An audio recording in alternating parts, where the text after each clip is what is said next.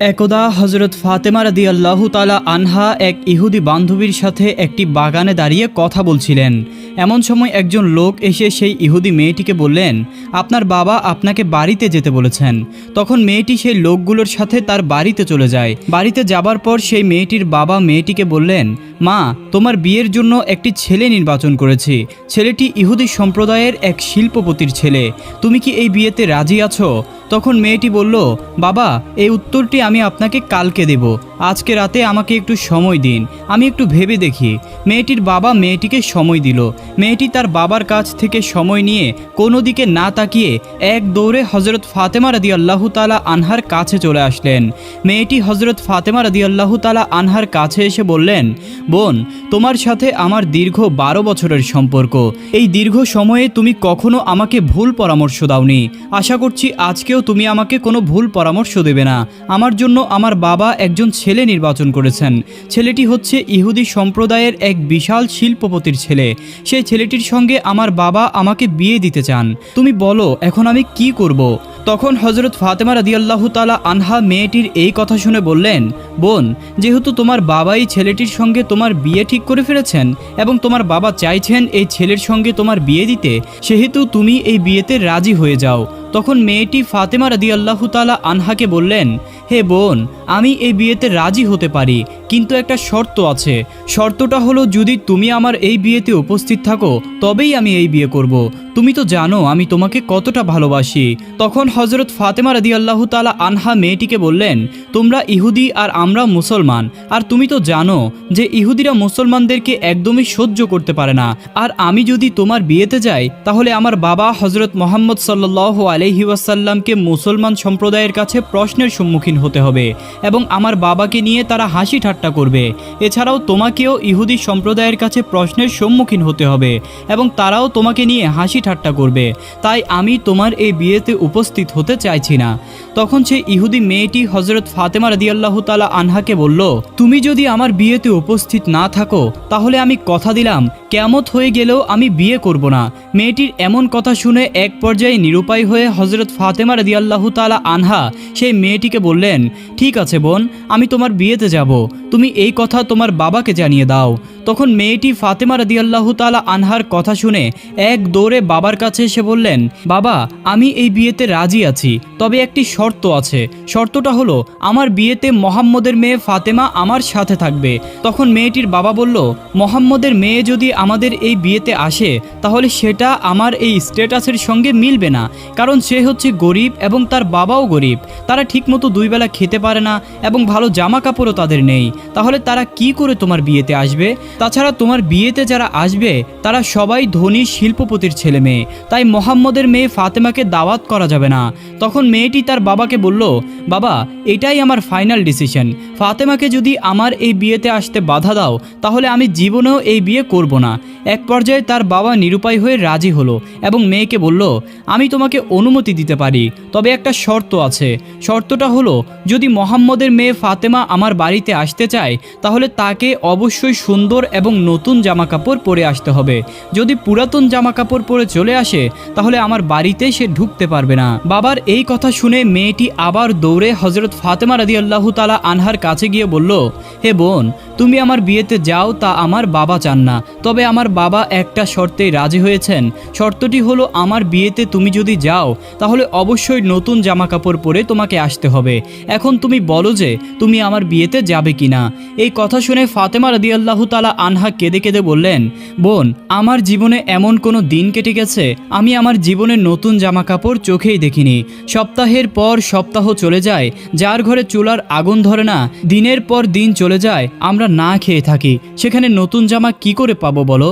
তখন মেয়েটি হজরত ফাতেমা রাদিয়াল্লাহু তাআলা আনহাকে বলল, বোন, তুমি যদি তোমার নিজের জবানে একবার বলো যে আমি নতুন জামা কাপড় পরে তোমার বিয়েতে যাব, তাহলে আমার বিশ্বাস তোমার সৃষ্টিকর্তা মহান আল্লাহ রাব্বুল আলামিন তোমার জন্য জামা কাপড়ের ব্যবস্থা করে দিবেন, কারণ আমি জানি তোমার সাথে তোমার রবের অনেক ভালো সম্পর্ক রয়েছে।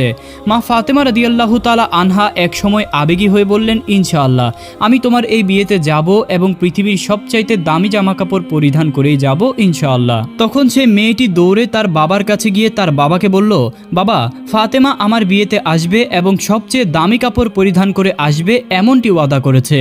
তারপর বিয়ের দিন তারিখ ঠিক হলো। এদিকে ফাতেমা রাদিয়াল্লাহু তাআলা আনহা চিন্তা করতে লাগলেন, বিয়ের দিন তো কাছে চলে আসছে, আর আমি ওয়াদা করেছি বিয়ের দিন সেই বাড়িতে আমি নতুন জামা কাপড় পরিধান করে যাব, কিন্তু আমার কাছে তো নতুন জামা নেই। এইসব কথা চিন্তা করতে করতে হযরত ফাতেমা রাদিয়াল্লাহু তাআলা আনহা জায়নামাজ বিছিয়ে নামাজে বসে গেলেন। নামাজের সিজদায় গিয়ে তিনি চোখের পানি ছেড়ে দিয়ে বললেন, হে মাবুদ, এই দুনিয়াতে আপনার সঙ্গে আমার গভীর সম্পর্ক রয়েছে, তা আজ পর্যন্ত কেউ জানে না। মাসের পর মাস চলে গিয়েছে, আমি না খেয়ে থেকেছি, কোনো দিনও আপনার কাছে কোনো কিছুই চাইনি। আজকে আপনার কাছে একটা নতুন জামার আবদার করছি, কিন্তু এই আবদার আমার জৈবিক বা দৈহিক চাহিদা পূরণের জন্য নয়। আমাকে আপনি এমন একটি জামা প্রদান করুন যেটা পরে আমি আমার বান্ধবীদের বিয়েতে যেতে পারবো, এবং সেখানকার মেয়েরা যেন এই জামা কাপড় দেখে আমার দিকেই তাকিয়ে থাকে এবং মুসলমান হয়ে যায়। হে মাবুদ, আপনি কি আমাকে একটা নতুন জামা দান করবেন? এভাবেই হযরত ফাতেমা রাদিয়াল্লাহু তাআলা আনহা চোখের পানি ছেড়ে দিয়ে কাঁদছিলেন। নামাজ শেষে তিনি যখন ঘরের কোণে তাকালেন, তখন ঘরের কোণে দুইটি প্যাকেট দেখতে পেলেন। তখন হযরত ফাতেমা রাদিয়াল্লাহু তাআলা আনহা প্যাকেট দুটি নিয়ে কাঁদতে কাঁদতে নবী করিম সাল্লাল্লাহু আলাইহি ওয়াসাল্লাম এর কাছে আসলেন এবং তার কাছে সমস্ত ঘটনা খুলে বললেন। অতঃপর রাসূল সাল্লাল্লাহু আলাইহি ওয়াসাল্লাম সেই প্যাকেটটা হাতে নিয়ে খুলতেই তিনি জান্নাতের সুঘ্রাণ পেলেন। তিনি এই সুঘ্রাণ মেরাজের রাত্রে পেয়েছিলেন। তখন রাসূল সাল্লাল্লাহু আলাইহি ওয়াসাল্লাম হযরত ফাতেমা রাদিয়াল্লাহু তাআলা আনহাকে জড়িয়ে ধরে কপালে চুমু দিয়ে বললেন, এই কাপড় তুমি কোথায় পেয়েছো মা? এটা তো দুনিয়ার কোনো কাপড় না, এটা তো জান্নাতের কাপড়। তুমি গোপনে আল্লাহর সাথে সম্পর্ক করেছো ফাতেমা। মহান আল্লাহ রাব্বুল আলামিন তোমার উপর সন্তুষ্ট হয়েছেন এবং তোমার দোয়াকে কবুল করেছেন। মহান আল্লাহ রাব্বুল আলামিনের নিকট একটি কাপড়ের আবদার করার কারণে তিনি তোমার জন্য জান্নাতুল ফেরদাউস থেকে তোমার জামার ব্যবস্থা করে দিয়েছেন। তারপর বিশ্বনবী মুহাম্মদ সাল্লাল্লাহু আলাইহি ওয়াসাল্লাম বললেন, হে ফাতেমা, তুমি এই জামা পরে ইহুদি বান্ধবীর বিয়েতে যেতে পারো, তবে অবশ্যই তোমাকে পরিপূর্ণ পর্দার সাথে যেতে হবে। জবাবে হযরত ফাতেমা রাদিয়াল্লাহু তাআলা আনহা বললেন, আব্বাজান, আমি নিশ্চয়ই পর্দার সহিত আমার বান্ধবীর বিয়েতে যাব। অতঃপর যখন হযরত ফাতেমা রাদিয়াল্লাহু তাআলা আনহা সেই জান্নাতি পোশাকটি গায়ে পরিধান করলেন, তখন তার সৌন্দর্য আরও বেড়ে গেল। অতঃপর সেই জামা পরে ফাতেমা রাদিয়াল্লাহু তাআলা আনহা যখন বিয়ে বাড়িতে প্রবেশ করলেন, তখন যেন সব কিছুই আলোকিত হয়ে গেল। সেখানে উপস্থিত মহিলারা নববধূর দিক থেকে মুখ ফিরিয়ে হযরত ফাতেমা রাদিয়াল্লাহু তাআলা আনহার দিকে অবাক দৃষ্টিতে তাকিয়ে রইলেন। সবাই বলতে লাগলো যে, ফাতেমা, তুমি তো খুব গরিব, তাহলে তুমি এত দামি সুন্দর পোশাক কোথায় পেলে? আমরা তো জীবনেও এমন সুন্দর জামা চোখে দেখিনি। তখন হযরত ফাতেমা রাদিয়াল্লাহু তাআলা আনহা বললেন, আমি এটা বাজার থেকে কিনে এনেছি। তখন মহিলারা বলল, এটা কোন বাজারের কোন দোকান থেকে কিনেছো? ফাতেমা রাদিয়াল্লাহু তাআলা আনহা তখন বললেন, আমি যে বাজার থেকে এটা কিনেছি তোমরা সে বাজার চিনবে না, সেই দোকানও তোমরা চিনবে না, এমনকি যে রাস্তা দিয়ে আমি সেই বাজারে গিয়েছি সেই রাস্তাও তোমরা চিনবে না।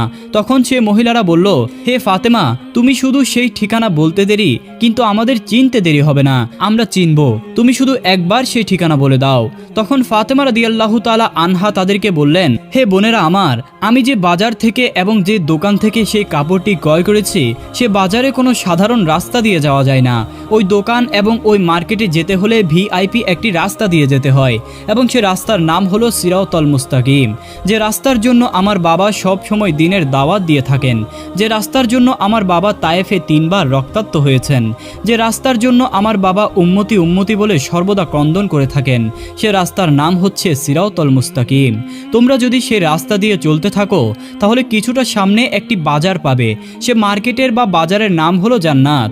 জান্নাত নামক মার্কেটের মধ্যে যদি তুমি প্রবেশ করতে পারো তাহলে সেই দোকানটি পেয়ে যাবে যে দোকান থেকে সেই দোকানের মালিক আমাকে এই ড্রেসটি উপহার দিয়েছেন। সে দোকানটির নাম হচ্ছে জান্নাতুল ফেরদাউস। তখন মহিলারা ফাতেমা রাদিয়াল্লাহু তাআলা আনহা এর কথা শুনে বললেন, ফাতেমা, আমরা সে রাস্তায় যাব, তুমি আমাদেরকে বলে দাও যে কি করে যেতে হবে।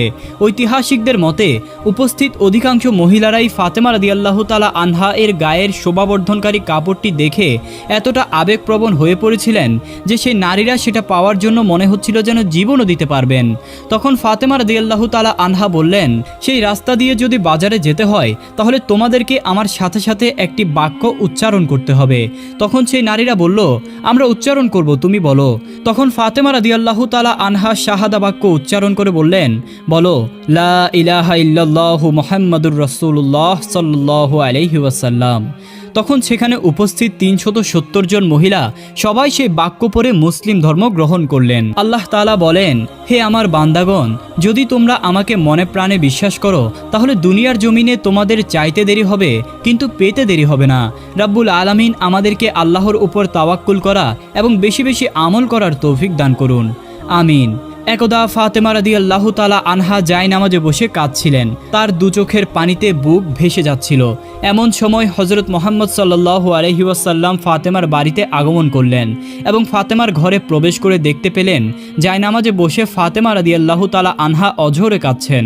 তখন বিশ্বনবী সাল্লাল্লাহু আলাইহি ওয়াসাল্লাম হযরত ফাতেমা রাদিয়াল্লাহু তাআলা আনহাকে উদ্দেশ্য করে বললেন, হে আমার কলিজার টুকরো মেয়ে ফাতেমা, তুমি তোমার জায়নামাজের কোণাটা একটু উল্টে দেখো। তখন হযরত ফাতেমা রাদিয়াল্লাহু তাআলা আনহা জায়নামাজের কোণা উল্টে চমকে উঠলেন। তিনি বললেন, এই কি আব্বাজান, এই যে গলিত স্বর্ণের সদর দপ্তর গতিতে বয়ে যাচ্ছে।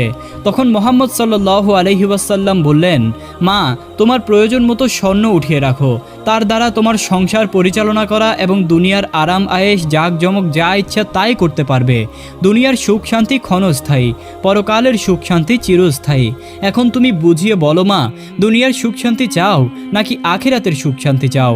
হযরত মুহাম্মদ সাল্লাল্লাহু আলাইহি ওয়াসাল্লাম এর মুখে এমন কথা শুনে হযরত ফাতেমা রাদিয়াল্লাহু তাআলা আনহা জায়নামাজের কোণা ছেড়ে দিয়ে নবীজিকে বললেন, আব্বাজান, আমার দুনিয়ার সুখ শান্তির কোনো প্রয়োজন নেই, আমি আখিরাতের সুখ শান্তির পিছনেই দৌড়তে চাই। একদা উম্মে আইমান নামক একজন মহিলা কোনো এক কাজের জন্য হযরত ফাতেমা রাদিয়াল্লাহু তাআলা আনহার বাড়িতে আসলেন। উম্মে আইমান হযরত ফাতেমা রাদিয়াল্লাহু তাআলা আনহার দরজার কাছে এসে ফাতেমা রাদিয়াল্লাহু তাআলা আনহাকে ডাকতে লাগলেন। উম্মে আইমান বেশ কয়েকবার ডাকার পর ভিতর থেকে কোনো সাড়া শব্দ আসছিল না, কিন্তু ফাতেমা রাদিয়াল্লাহু তাআলা আনহার ঘরের মধ্যে জাতা ঘোরানোর শব্দ ভেসে আসছিল। তখন উম্মে আইমান হযরত ফাতেমা রাদিয়াল্লাহু তাআলা আনহা এর ঘরের জানালা দিয়ে ভিতরে তাকাতেই দেখলেন ফাতেমা রাদিয়াল্লাহু তাআলা আনহা ঘুমাচ্ছেন, কিন্তু তার ঘরের ভিতরে রুটির জাতাটা নিজে নিজেই ঘুরছিল এবং একজন মহিলা কোনায় বসে তসবিহ পাঠ করছিলেন। আরেকজন মহিলা হুসাইন রাদিয়াল্লাহু তাআলা আনহুকে দোলনার মধ্যে ঘুম পাড়াচ্ছিলেন। উম্মে আইমান এই দৃশ্য দেখার পর হতবাক হয়ে গেলেন। তারপর তিনি হযরত ফাতেমা রাদিয়াল্লাহু তাআলা আনহা এর বাড়ি থেকে বের হয়ে সোজা নবী করিম সাল্লাল্লাহু আলাইহি ওয়াসাল্লাম এর দরবারে উপস্থিত হলেন। উম্মে আইমান বিশ্বনবীর কাছে সমস্ত ঘটনা খুলে বললেন। তারপর বিশ্বনবী উম্মে আইমানকে বললেন, হে উম্মে আইমান, আমার মেয়ে ফাতেমা জাতা ঘোরাতে ঘোরাতে ক্লান্ত শরীর নিয়ে ঘুমিয়ে পড়েছিল, অথচ তার তাসবিহ পাঠ করা বাকি ছিল এবং প্রচণ্ড গরমের কারণে হুসাইন রাদিয়াল্লাহু তাআলা আনহুর ঘুম ভেঙে গিয়েছিল। তাই আল্লাহ রাব্বুল আলামিন ফাতেমা রাদিয়াল্লাহু তাআলা আনহা এর ঘরের মধ্যে 3 জন ফেরেশতাকে 3টি কাজ সমাধান করার জন্য পাঠিয়ে দিয়েছিলেন। একজন ফেরেশতা অদৃশ্যভাবে জব পিসার জাতাটা ঘোরাচ্ছিল, আরেকজন ফেরেশতা ফাতেমাকে বাকি থাকা তাসবিহগুলো পাঠ করছিল, আরেকজন ফেরেশতা হযরত হুসাইন রাদিয়াল্লাহু তাআলা আনহাকে দোলনার মধ্যে ঘুম পাড়াচ্ছিল। হে উম্মে আইমান, তুমি যা দেখেছো সবই সত্য দেখেছো, তবে তুমি যেই 3 জনকে দেখে এসেছো তারা কোনো সাধারণ মহিলা নয়, বরং তারা আল্লাহ রাব্বুল আলামিনের পক্ষ থেকে পাঠানো ফেরেশতা। নবী করিম সাল্লাল্লাহু আলাইহি ওয়াসাল্লাম এর মুখে এইসব কথা শুনে উপস্থিত সাহাবীরা এবং উম্মে আইমান হতভম্ব হয়ে যায়। তারা ফাতেমা রাদিয়াল্লাহু তাআলা আনহা এর জন্য দোয়া করতে থাকেন এবং উম্মে আইমান আল্লাহু আকবার বলে নবী করিম সাল্লাল্লাহু আলাইহি ওয়াসাল্লাম এর দরবার থেকে বের হয়ে আসলেন। একদিন ফাতেমা রাদিয়াল্লাহু তাআলা আনহা এমনই দুর্বল হয়ে পড়েছিলেন যে তিনি বিছানা থেকেও উঠতে পারছিলেন না। এই ঘটনায় হযরত মুহাম্মদ সাল্লাল্লাহু আলাইহি ওয়াসাল্লাম এর কাছে পৌঁছালে নবী করিম সাল্লাল্লাহু আলাইহি ওয়াসাল্লাম মা ফাতেমাকে দেখার জন্য তার বাড়িতে তাশরিফ আনলেন। নবী করিম সাল্লাল্লাহু আলাইহি ওয়াসাল্লাম ফাতেমার দরজায় উপস্থিত হয়ে ফাতেমাকে ডাকতে লাগলেন, কিন্তু ভেতর থেকে কোনো আওয়াজ আসছিল না। বিশ্বনবী তখন আবার ডাকলেন, ভিতর থেকে কোনো আওয়াজ আসছে না। 3 বারের মাথায় বিশ্বনবী ফাতেমাকে উদ্দেশ্য করে আবারও ডাকতে লাগলেন। তখন ভিতর থেকে হযরত ফাতেমা রাদিয়াল্লাহু তাআলা আনহা জবাব দিলেন, আব্বাজান, আমি কেমন করে দরজা খুলবো? আমার গায়ে যে ছোট্ট একটি চাদর, পায়ের দিকে ঘুরালে মাথার দিক খালি হয়ে যায়, মাথার দিক ঘুরালে পায়ের দিক খালি হয়ে যায়। তখন বিশ্বনবী দরজার বাইরে থেকে তার মাথার রুমালটা নিয়ে দরজার ফাঁক দিয়ে ভিতরে দিয়ে ফাতেমাকে বললেন, মা, আমার রুমালটা মাথার দিকে দিয়ে দাও। তখন ফাতেমা রাদিয়াল্লাহু তাআলা আনহা রুমালটা মাথার দিক দিয়ে দরজা খুলে দিলেন। তখন রাসূল সাল্লাল্লাহু আলাইহি ওয়াসাল্লাম ঘরের ভিতরে ঢুকে দেখতে পেলেন মা ফাতেমার চোখ মুখ মলিন হয়ে আছে। তখন নবীজি ফাতেমাকে বললেন, মা তোমার কি অসুখ হয়েছে? ফাতেমা রাদিয়াল্লাহু তাআলা আনহা তখন নবীজিকে বললেন, আব্বাজান কয়েকদিন যাবৎ উপোস থাকতে থাকতে ক্ষুধার জ্বালায় মাথা ব্যথায় দুর্বল হয়ে গিয়েছি। এটা শুনে রাসূল সাল্লাল্লাহু আলাইহি ওয়াসাল্লাম হযরত ফাতেমা রাদিয়াল্লাহু তাআলা আনহাকে বললেন, আমিও আজ 3 দিন যাবৎ উপবাসী, অথচ আমি আল্লাহর নিকট তোমার চাইতেও অধিক প্রিয়। আমি চাইলে তিনি দুনিয়ার সবচেয়ে ভালো খাবার আমাকে খাওয়াতেন, কিন্তু আমি দুনিয়ার উপর আখিরাতকে প্রাধান্য দিয়েছি। তখন রাসূল সাল্লাল্লাহু আলাইহি ওয়াসাল্লাম মা ফাতেমাকে বললেন, হে মা ফাতেমা, ধৈর্য ধরো, নিশ্চয় সুসংবাদ রয়েছে। আল্লাহর শপথ করে বলছি, বেহেশতে তুমি হবে রমণীকুলের সবার সর্দারিনী, বেহেশতের চাবি থাকবে তোমার হাতে। ফাতেমা রাদিয়াল্লাহু তাআলা আনহা চমকে উঠলেন। তিনি বললেন, আব্বাজান তাহলে বিবি মরিয়ম এবং বিবি আসিয়ার কি হবে? তখন নবীজি বললেন, মা বিবি মরিয়ম তার সময়কার সকল মহিলাদের সর্দারনী এবং বিবি আসিয়াও তার সময়কার সকল মহিলাদের সর্দারনী, আর তুমি এখান থেকে নিয়ে কিয়ামত পর্যন্ত যত মহিলা আছেন তাদের সকলের সর্দারিনী হিসেবে তুমি বেহেশতে থাকবে।